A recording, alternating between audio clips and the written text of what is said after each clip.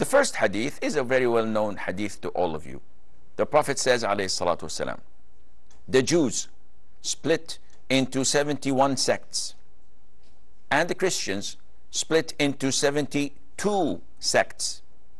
This ummah, the Muslims, this nation will split into 73 sects, all of whom will be in the fire, apart from one.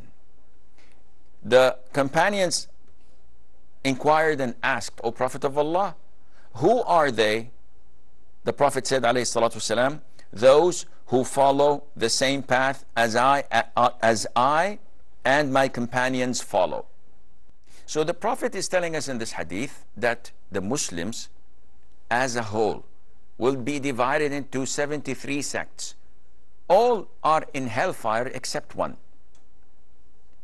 Therefore, it is your obligation to identify whether you are one or part of the 72. The Prophet said, alayhi salatu wasalam, those who follow the same path as I and my companions follow. So, in order to rectify our errors and mistakes, we have to follow the path of the Prophet ﷺ and his companions. And this is awkward to me in a sense when I come to read this hadith and say to myself, it would have been sufficient for the Prophet ﷺ to have said, those who follow my path. That's more than enough. But why does he say, and my companions follow? Well, there's a very beautiful point that a lot of the Muslims had neglected, whether intentionally or unintentionally. We hear a lot of the Muslims saying that we will follow the Quran and the Sunnah. And by far, this is an obligation and a must. However, your intellect differs with mine, and our intellect differs with others. So each one claims that this is his understanding of the Quran and the Sunnah. No one on earth among the Muslims would stand up and say, I go against the Quran and the Sunnah, intentionally, deliberately. He would not be a Muslim. Anyone who does this, take it as a well-known fact. Anyone who goes against the Quran and Sunnah is not a Muslim.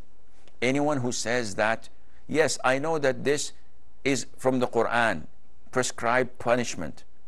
A thief, if convicted in a court of Islamic Sharia law, and the ruler rules that his hand must be amputated, then no, this is not suitable.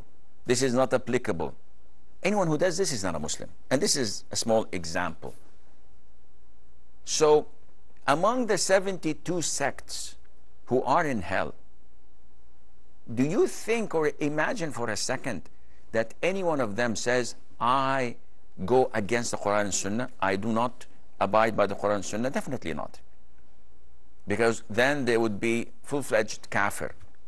However, each one of them claims to be following the Quran and Sunnah, but not with the understanding of the companions, may Allah be pleased with them. And this is why the Prophet says, alayhi salatu wassalam, those who follow the same path as I and my companions follow. And this is the only way of salvation, is to follow the Quran and the Sunnah with the understanding of the companions, may Allah be pleased with them, and those who follow them. Now, the path that the Prophet ﷺ follows is what we know as the straight path.